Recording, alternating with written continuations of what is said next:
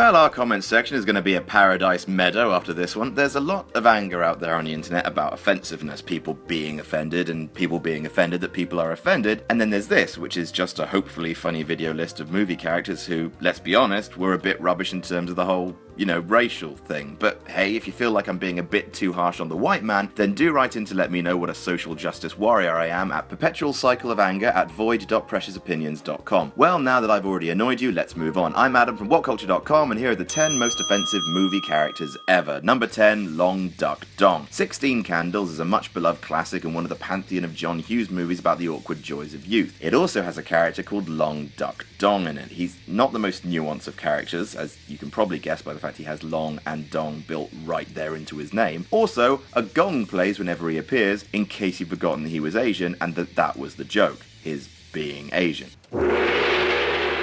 What's happening, hot stuff? Look, he's a very sweet boy and what's happening hot stuff is objectively funny, but can we agree that the gong might be a bit too much?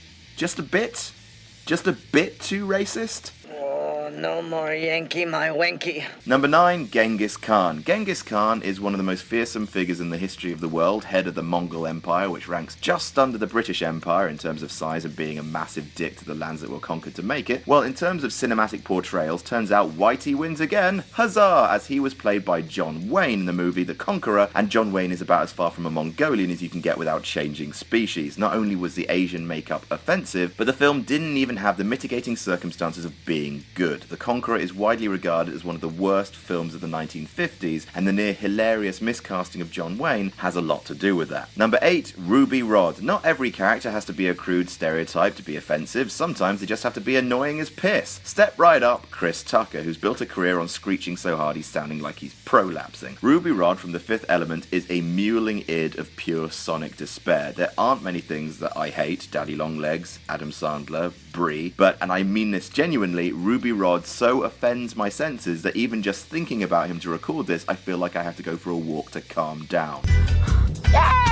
Number 7, The Crows. Disney are responsible for so much joy, but also they are big fans of broad, popular storytelling, communicating characters in the simplest, most immediate way possible, which leads to, sometimes, things like the Siamese Cats, Uncle Remus, and the Native Americans from Peter Pan. These can be somewhat forgiven as being archetypes of the time, but there's something about the crows from Dumbo that just sticks in my craw, pun intended. Sure, their ebonics are very stereotypical, I've been done seen, etc., but it's something else. It's the fact that their leader is called Jim Crow, as in the Jim Crow laws, which enforced racial segregation in the South. Yeah, for that little joke, Disney, maybe in this case, you can go yourself. Number 6, Skids and Mudflap. Again, maybe these characters wouldn't have garnered such public backlash if they hadn't been in such a huge turd as Transformers Revenge of the Fallen. But they were, and hey, managing to be the worst thing in a film with gigantic robot testicles and Megan Fox is no mean feat. The two robots are supposed to be gangsters, with all their poses, heavy ebonics, saying they don't read much, and one of them having a gold tooth. That's pretty much racist bingo. Putting the car into caricature, and that's really solid material. The internet lost its fruit about the characters, and production shifted blame from the writers to the voice artist to Michael Bay to back to the voice artist, one of them being the white guy who voices SpongeBob, to the VFX team as to who was the most responsible for all that bad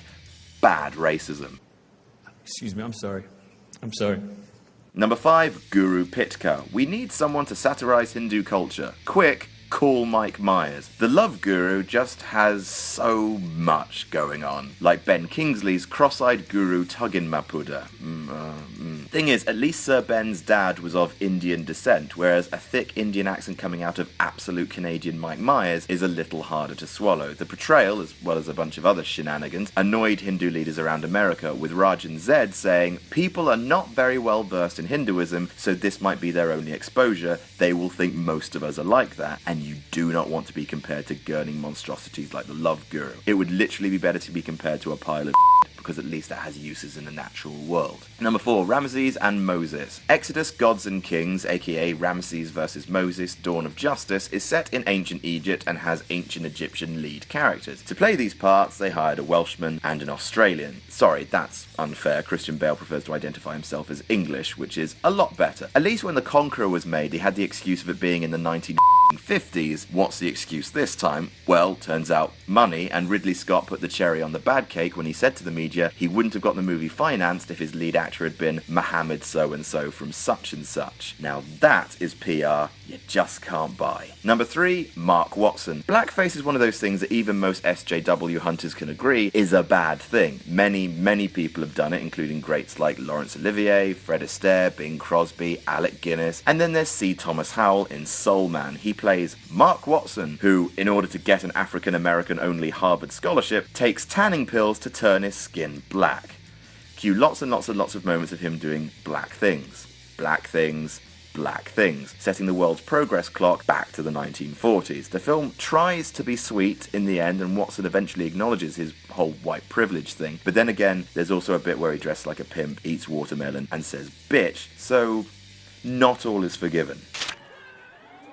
What you looking at? Number 2, Fu Manchu. There's been a lot of people to play Fu Manchu over the years, described by the author as the Yellow Peril incarnate. Guess how many of the actors hired to play the Chinese supervillain were Chinese? Ha! It's not many, mate! He's been played by Christopher Lee, an Englishman, Peter Sellers, an Englishman, Boris Karloff, an Englishman, aren't we just the best? Warner Oland, a Swedish-American, hey, some diversity! Karloff's portrayal of the Devil Doctor in Mask of Fu Manchu was probably the most offensive. The Chinese embassy in Washington actually launched a formal complaint against the film, citing the moment when Fu Manchu says, "Kill the white man, take his women."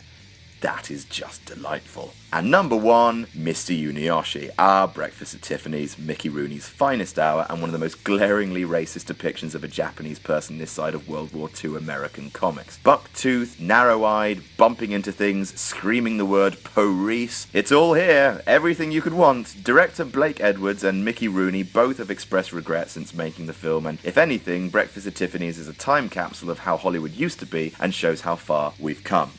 I'm sorry, what's that? Scarlett Johansson is playing a character called Motoko Kusanagi in Ghost of the Shell next year. Well, that's fantastic. And that's our list. Did we miss any out? Tell us about it in the comments, and don't forget to like, share, and subscribe, and you can follow me on Twitter here. I'm Adam from Whatculture.com, and I'll see you soon.